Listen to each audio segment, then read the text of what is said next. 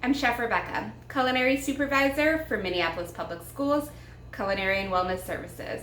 I want to welcome you back to my kitchen and another week of unboxing and menu previews. I hope you had a fabulous 4th of July and managed to keep cool. It has been so hot here in Minneapolis, which is one of the reasons why we decided to take milk out of our boxes. We will still be offering milk. It will just be kept in a cooler on the refrigerated truck. So if you want it, make sure to ask a staff member on site for milk and they'll get you what you need. On that note, let's check what's in the boxes this week. For breakfast, we have blueberry mini waffles, bagels with cream cheese, and breakfast snack bread. For lunch, we've got sandwiches made in our nutrition center,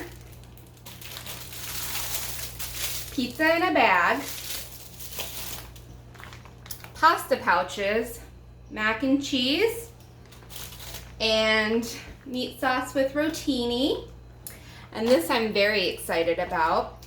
This is orange chicken with rice. So you've got your chicken and rice in one part of the container and your orange sauce on the other side. For produce, we've got sugar snap peas.